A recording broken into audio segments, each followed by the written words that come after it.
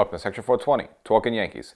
Well, it's finally official. We kind of all knew it, but yes, it is official now. Aaron Judge is your 2022 American League MVP.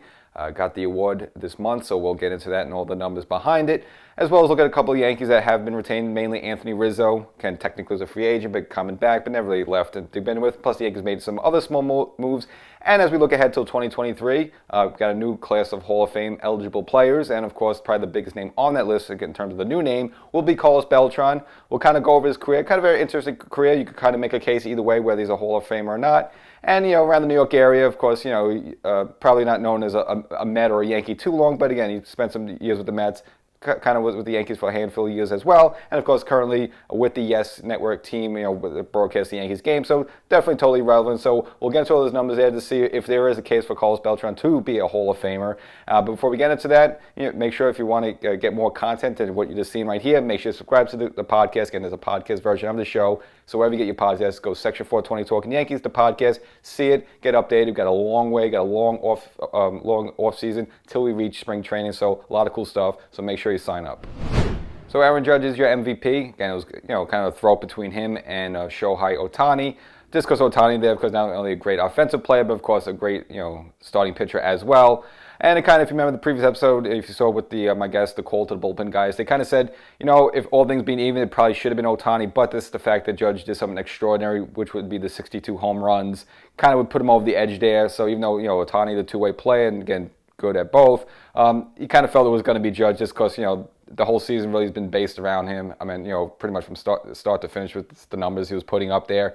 And, of course, doing something that's extraordinary. Again, I guess breaking the Yankee record for most home runs. And now, again, people kind of see that as the sort of real record, just sort of fact that people are very suspicious regarding the McGuire, Sosa, and Bonds home run totals, what they did with their allegations. So kind of people feel like this is the real new home run total. So for that extra feat, kind of, you figure Judge would get the nod there. Now, what I was surprised that this is the first place vote. So Judge actually got 28-2 over Ohtani first place votes, which is pretty overwhelming. I thought it'd be a little closer than that. So it seemed like the writers were all in on this. Whoever did have a vote there kind of really heavily went towards Judge there. And again, I kind of figured would be. Almost got the Triple Crown. That would go to Luis Reyes of the Minnesota Twins. But if you look at Judge's final numbers, 311 with 62 home runs and 130 RBIs. Just an incredible season. Again, kind of over the top. Now, let's say if Judge only had like maybe 40 or 50 home runs, then maybe it would have went to Ohtani. But it's the fact that he hit 60 there. Again, with all the pressure and everything, you kind of have to give him the nod there. And look for Ohtani again. He's a great player. I think he'd be great on any team. But also, Ohtani's doing this on a Angels team that's like 20 games under 500. So, less pressure, different situation. So, have to give the nod towards Judge there. And it's kind of messed up because, with the Rays there, the Twins, towards the end of the season, he was, taking a couple games off. He was dealing with some injuries there. So there was some, it was kind of almost preserving his batting average a little bit. And with Judge, unfortunately, for his own undoing, again, Judge was pretty much disciplined the entire season. Again, not going out of strike zone, taking his walks, which was helping with his home run bat. But you could see as the season was winding down, as he was getting closer to 60, 61, 62, you saw the pressure getting on Judge. He started doing things uncharacteristically, like going outside the strike zone, swinging. And that actually caused his batting average to drop a little bit in the past couple of weeks. And that probably might have, caused him the Triple Crown. But nevertheless, an impressive season. In addition to being the American League MVP, also winning the Silver Slugger Award, as well as the Hank Aaron Award just for outstanding offensive performance there. So, again, for Judge, as everyone said it to death. Again, he bet on himself this season, and he passed one of the best, greatest season you could ever have. So he becomes the first Yankee since A-Rod won the MVP back in 2007. Again, that was A-Rod's big year before he cashed in with a big contract with the Yankees, and becomes the first Yankee outfielder since Mickey Mantle got the MVP in 1962. And, just talking about the Triple Crown, if you want to look at some numbers, the last Yankee to get the Triple Crown was Mickey Mantle. Now, he did that in 1956. Now, if you want to compare, Mantle's 56 to Judge's 2022, kind of some interesting similarities. Now, the biggest difference is the batting average. I mean, in 56, Mantle batted an impressive 353 compared to Judge's 311. So that's 40 points higher in that regard. Home runs, obviously, the nod goes to Judge there, but not by much. I mean, Judge hit 62, but Mantle hit 52. So it's still pretty damn impressive.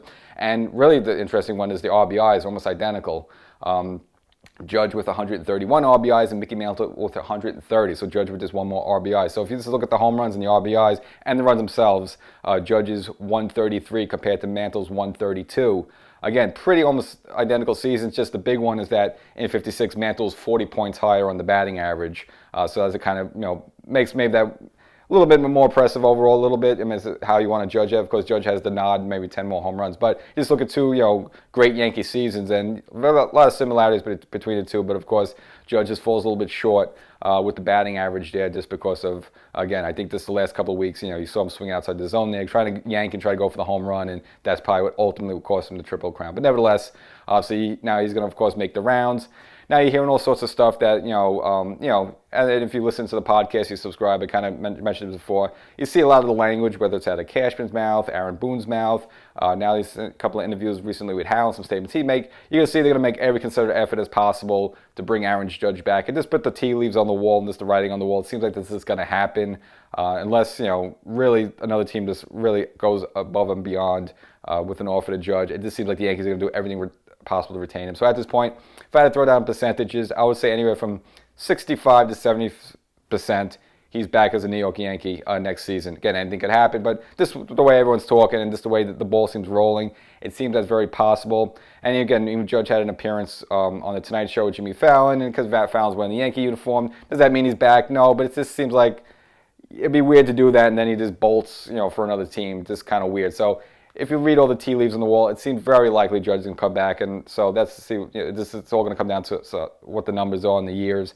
Now, there was one report out there the Yankees supposedly did make an offer officially, and then unofficially, one of those offers was $337 million.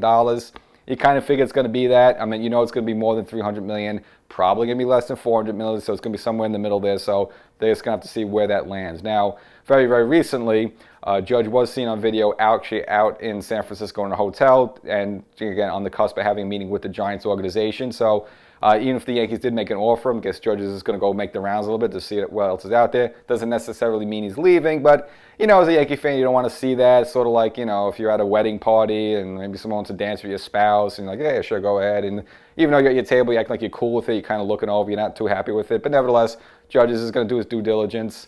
And I think he should, just because, beginning of the season, he made an offer to the Yankees. Says, hey, look, you got an exclusive right to deal with me one-on-one. You're going to only offer me $213 million. Okay, great. Now you blew the opportunity. Now 28 or 29 other teams can make me an offer, and I'm going to go hear what they have to say. So obviously the Giants going to make the pitch to him. You're pretty sure the Dodgers are going to try to make a pitch to him. Even hearing noise that maybe the Houston Astros, the hated Astros, might kick the tires on him. So we'll see what all lands. But at the end of the day, barring anything crazy, I do expect him to come back as a New York Yankee, but we'll just have to see how long that takes. We don't know how it could drag out. Remember, I think with Bryce Harper, when he was a free agent a couple years ago, again, ultimately signing with a big deal with the Phillies, I think he was almost up to spring training where, he wasn't signed. So I don't think it'll take that long. You have this whole month of December kind of ahead of us. I think this will get done before Christmas. If it does get done, I don't think Judge wants this to linger into January and almost a couple of weeks before spring training. Again, I guess maybe they could have a tug of war and do that. But I would say if this is going to get wrapped up, I would say it's going to be a little bit before Christmas, and the whole thing will be like, hey, the Yankees got a Christmas present under the tree there. So we'll see how that all works out. But again, very likely we should see Judge back in a Yankee uniform. Well, while Judge is floating out there, what we do can count on as Yankee fans is the return of Anthony Rizzo. Again, not really left, but technically declined the Yankees option. Now, the original deal he signed last year was a 2-year deal, $16 million per year with an opt-out after the first year. Now, of course, the season Rizzo had, obviously he opted out. Really, at the end of the day, it's basically you got to go $1 million upgrade. So basically how the deal works out, the Yankees will pay him $17 million for the next 2 seasons. And then after that, in 2025, they have an option. If they want to keep him, retain him for a 3rd year, there's an option that kicks in for $16 million. Or if they just want to say goodbye, have a good time, hope you enjoyed your time in pinstripes, they say bye-bye for $6 million and buy out the rest of the contract. So really at the end of the day, he was making $16 million per season as he did last year. Now he's going to make $17 million for the next 2 years. So again, a $1 million little increase for him. He'll be around for 2 years, and of course, if they want to keep him for a third year, then he goes back down to 16. At that point, he'll be 35. So you've kind of figured this happen. Even when people were opting out, they were kind of freaking out. But oh my God, we're going to lose Rizzo. We're going to lose Rizzo. I never felt it was going to happen. Again, I mentioned both on here as well as on the audio podcast, which you should subscribe on, that if you listen to Brian Cashman in between the words there during the end of the season press conference, he felt pretty sure that Rizzo's come back. Just because someone opted out doesn't mean he's not going to come back. They just want to restructure the deal, and you figure Rizzo's going to do that. He doesn't want to be just have 1 year and then not know what the rest of his career is going to be. At least he has a little security over the next 2 or 3 seasons, and then he gets played out how he wants to. So he'll be in pinstripes, and good move for the Yankees. Again, even though he came up as a Cub, he just feels like fits in the pinstripes pretty much since day one. He's everything we want with the Yankees. Again, his batting average isn't great. But of course, I think a lot of that has to do with the shift, and now with the new rules next season, where you can't put on the shift on the right-hand side of the field, that should definitely help Rizzo. So I think his batting average definitely goes up, which should help everything else. And of course, his power numbers are great, but 32 home runs. Again, good eye at the plate there, even though he has a low batting average, takes his walks, and of course stands over the plate, gets hit a lot, almost anybody else in baseball. So good player offensively, and of course defense as well, superior defense, and he's just everything you would want a left-hander, at first base. So he's a total package. So good deal for the Yankees. I was really shocked that they were able to get him just on a 2-year deal. I would assume he was looking for a little more long-term security. He would take like a 4 or 5 year deal to retain him, but not the case. So I think it's good for Rizzo. It's good for the Yankees. Again, possibly maybe could be slightly overpaying for him a little bit, but you're not stuck with the guy for like 6-7 years. It's only a couple of years, and I think he's only 33 years old, so I think he's still in his prime. Maybe slows down a taste, but by that time he's 35. Again, I don't think it'll be ugly. And first base, it's not the most athletic position, so it's not like a shortstop. First base and third base, kind of the corner infield, the corner field there. Again, you don't have to be the most athletic person in the world. So even a year or 2 from now, I think he'll still be just as good as he would be now. So the Yankees retain him. And for that, I just think it's a good sign for the Yankees overall, that the fact that it's bringing him back. I think that also means they're going to bring Judge back, just because it would be weird to bring him back and not bring Judge back. So I think the two going hand in hand. Again, the Rizzo situation is less complicated, but I think it's a sign that the Yankees, are looking to win next year, and you do that by bringing Rizzo back. I think that's a great statement, not letting him go elsewhere. You even heard possibly the Houston Astros were kicking the tires on Rizzo. So bringing him back is a good sign there, and I think it's just yet another sign that Judge will also be back next year. And the Yankees settled arbitration with a couple of players who, depends which Yankee fans we ask, maybe don't want to see them back at all, but nevertheless, they were going to come back anyways. Is whether the Yankees were going to sign a deal with them or they were going to go to the arbiters, but I guess both sides wanted to avoid the arbitration. So the Yankees make offers for kind of Falefa, $6 million for him, and of course Lou Trevino out of the bullpen there for $4.1 million. So they'll be back. Again, they're going to be back anyway, because I guess both sides wanted to avoid the arbitration. And if you look at kind of Falefa, again, a lot of fans are just down on him. Just kind of, it seemed like towards the end of the season he kind of weaned out a little bit. Maybe he got a little fatigued. Maybe he got a little hurt. Who knows like that? But of course, was not good at all in the playoffs there. And again, look at that Cleveland series there. It was just absolutely brutal for him. So again, a lot of fans, not only fans, but also the press kind of drew their ire towards him. And that's especially during the press conference with Boone and Cashman, kind of asking both kind of Falefa and Donaldson, kind of blaming them a lot for some of the Yankees' woes. But overall, if you look at kind of Falefa, did overall have a decent season for the Yankees. Now he finished up at hitting 261 with 4 home runs, 20 doubles, had 22 stolen bases there in 142 games with 48 RBIs. So yeah, again, not terrible. And again, the Yankees, kind of got him with it was kind of a throw-in with the Donaldson, Gary Sanchez trade there. But of course, people down on him with his defense, mainly because he was a shortstop there, had 15 errors, which you're not expecting this way because he was a Gold Glove winner in 2020. But again, that was with Texas and playing third base, and of course, that was the 2020 COVID-shortened season there. But nevertheless, you expect a little bit better defense from kind of Falefa.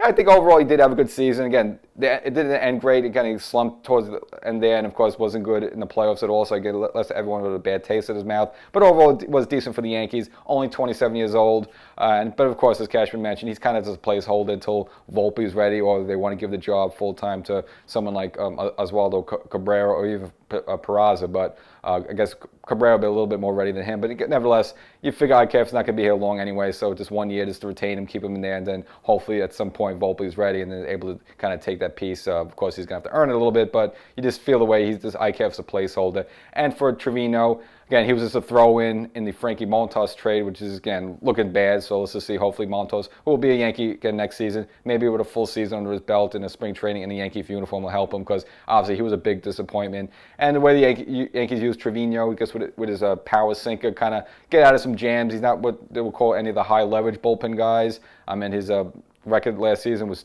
between the A's and the Yankees was 2-8. High ERA of 4.53 and 64 appearances, so nothing to really be happy about. He's kind of a bit of a mop-in guy, or a guy just gets out of it. You kind of up or down. In the 5th to 6th inning, you need someone to eat some innings. That's kind of Trevino's role there. It looks like. Again, a couple years ago with the A's, he was their closer. He was much better, but seems like he's regressed a little bit. Now he's still relatively young, 31 years old. Maybe again, now he has this sort of Yankee experience under his belt. Maybe he could be a little more effective next season. Remains to be seen, but again, he's just kind of a mop-up guy. He's not going to be one of the high-leverage guys like a Loizaga, for example, who you can use late in the games. But nevertheless, both of them again back for the Yankees next season. Now, in terms of any sort of trade rumors, New York Post writer John Heyman said there is a report on rumor that the Yankees have made both the aforementioned IKF as well as Gleyber Torres available if any team wants to trade for them.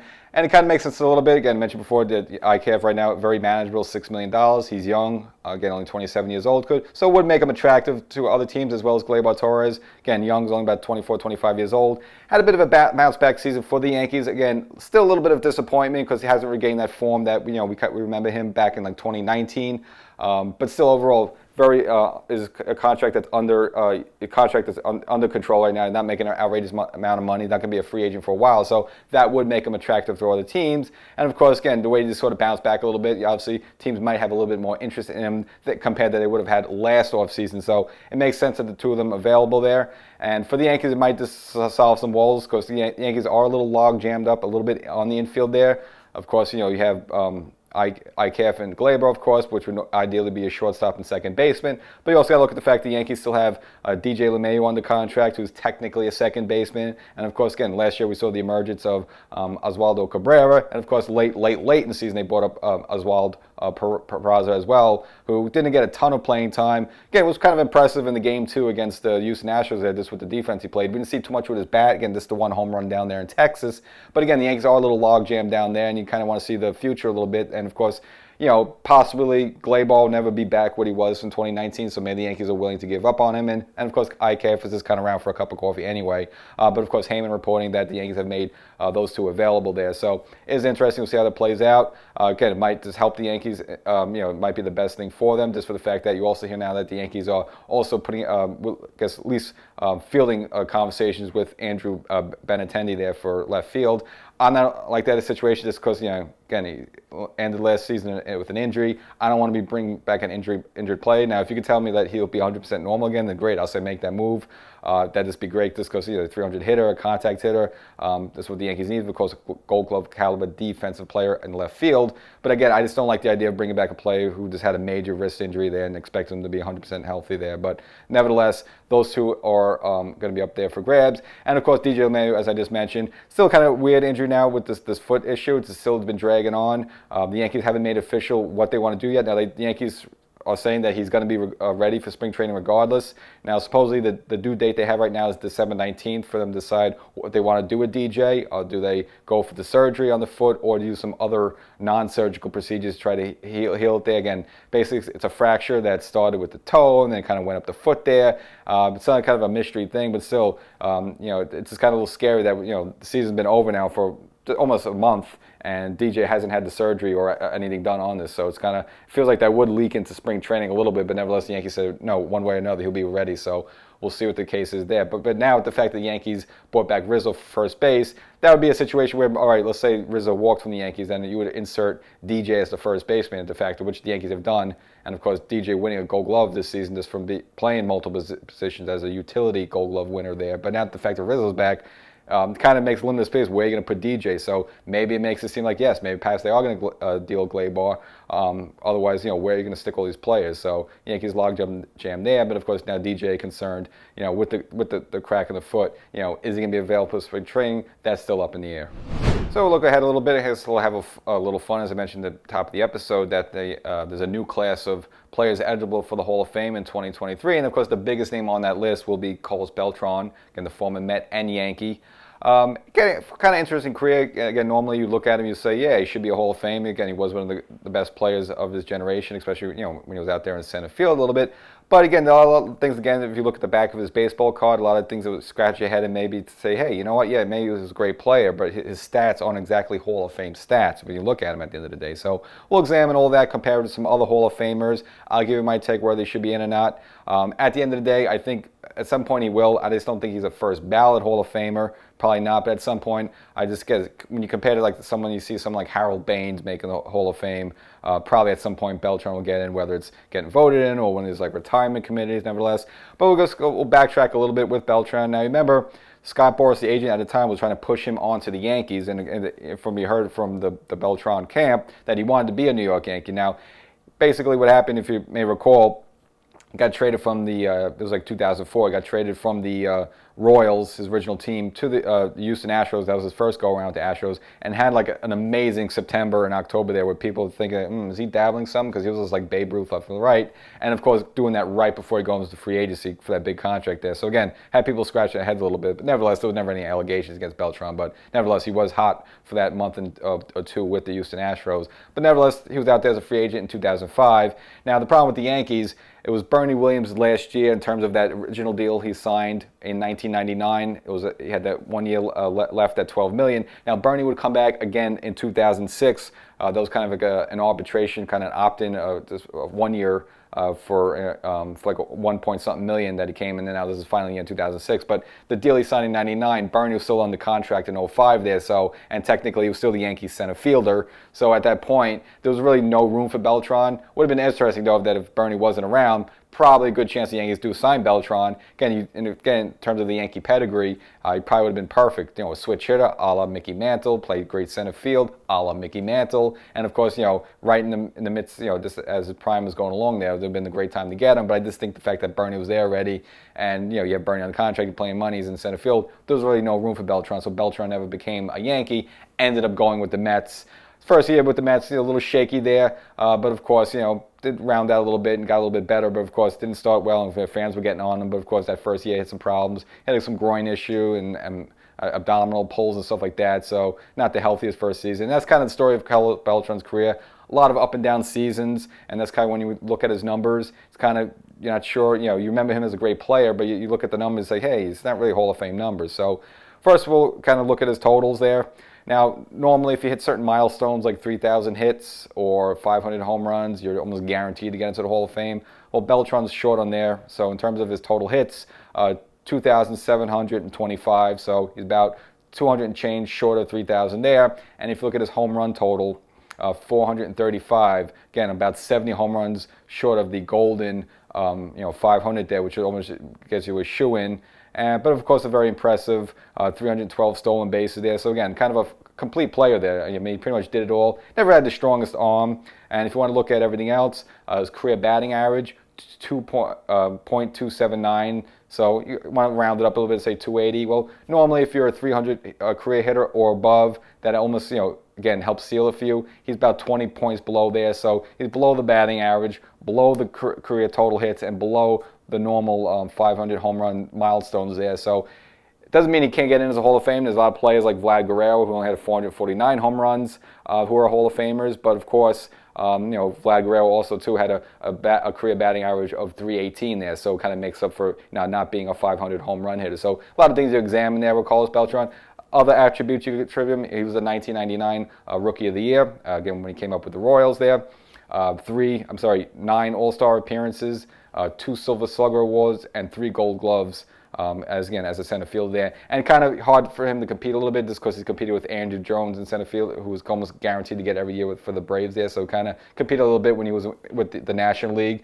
Not that this makes an excuse for him, but nevertheless. But again, got a fine tool player, but kind of misses the mark there. Now, the reason why you would say he wouldn't be a Hall of Famer is where this is kind of the bizarre fact that he had 9 seasons or more, again, out of a 20-year career. So almost half his career, he played less than 100 games. Now you can look at it 2 ways. You can say, hey, look, he missed all these games. Imagine if he had all those full seasons, he would have had way over 3,000 hits and he would have had way over 500 home runs. Yes, that is the case, but you can't assume just because he would have played and he would have done that. Would have he? Yes. Of course, I'll make that bet for $20 any time, but you can't assume just because he was going to play, he was going to do that. So the fact that he doesn't have those numbers, you have to hold that against him, and you got to hold him out. He did miss a ton of time. Again, just very unfortunate for him, but he was injured a lot. And again, when you have a 20-year career, but 9 of those 20 seasons you played less than 100 games, I think you got to take a hit for that. Now, if you want to say something positive about Beltran, he also had 8 seasons with at least 100 RBIs or more. Again, that's pretty impressive there. But the problem overall with Beltran, again, just look at his stats up and down, look at the back of the baseball card. There's a lot of inconsistent seasons where, like, he'd be good for 2 seasons, and then you have a couple of seasons where he'd put up great stats for his ability. Now, again, that was mainly due for injuries. Then he would have 2 or 3 good seasons. Then he would have 2 mediocre seasons. A very inconsistent career there. Plus, I think it also hurts him a little bit. He was traded a number of times. So he goes from the Royals to Houston, then he signs with the Mets, then he's traded to the Giants, then he signs with the Cardinals, then he signs with the Yankees, then he's traded to Texas, and then he finishes out his career with the Houston Astros. So I think sometimes, again, when you jump around a little bit, you kind of see it as a bit of a mercenary. I don't think it helps. I think there's some sort of, I think you get a notch in your belt if you spend your whole career at one team. It took someone like a Kirby Puckett.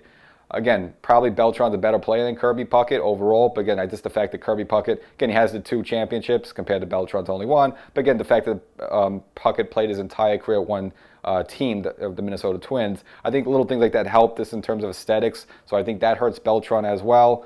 And again, you get this the fact that, again, he doesn't hit all the milestones there, so if Beltran does get in, I just don't think he'll be on the first ballot. I think maybe at some point you can make the case. Again, he might take a 2nd or 3rd year of eligibility. He'll probably eventually get in. Now, I personally, when they ask me, I would say this: look, he's a Hall of Fame player in terms of his ability, but he does not have Hall of Fame stats. So if he doesn't get in, I wouldn't say it's a crime. But if he does get in, I want to say, oh, that's terrible. He doesn't deserve to be there. Just for the fact that, again, we see some players that are very borderline, such as a Harold Baines now, get it voted in there. So, if Carlos does get in there at some point, whether it's this year or next year, I can't fault it. Now, if you look at Beltran, of course, involved with that last year with the Houston Astros, he was one of the architects of the whole cheating scandal there. Now, again, will they hold that against him? I don't know. The writers have held Barry Bonds and Clemens up for that. Are they going to hold Carlos Beltran out because of the cheating scandal? Probably not. I know, of course, Carlos Beltran, the Mets job, and Alex Cora, the Boston job. He'll come back to Boston. But I don't think you can look at one thing that happened in 2017 and hold Carlos Beltran accountable for the other 19 years of his career. So if he's not in, I don't think because of cheating. I just think because his numbers simply fall short. So that's the story of Beltran. As for Judge, he's going to be floating around out there a little bit. Now, one thing he has to keep in mind as he's maybe perhaps thinking about his own Hall of Fame ambitions, not that he's probably looking at that right now at age 30 with many years left to go. But of course, it helps shine the shoes a little bit more. The shoes are always shinier when you're a New York Yankee. So if he wants to consider that, it's something to think about. Again, if you want to be on a team that's maybe like the Giants, for example, who they might be good one year, they might be terrible for 3 years and one good year. At least with the New York Yankees, the team's going to be good pretty much every year. It's going to be a playoff caliber team every year, so you've got a shot at a championship every year to have a good season, put up good numbers. Again, if you want to look at someone like Derek Jeter, the fact that he was with the Yankees probably helped him out. He's probably not a Hall of Famer on any other organization. So it's something to keep in mind if you're Aaron Judge. As for Jacoby Ellsbury, you're eligible, you're not getting in.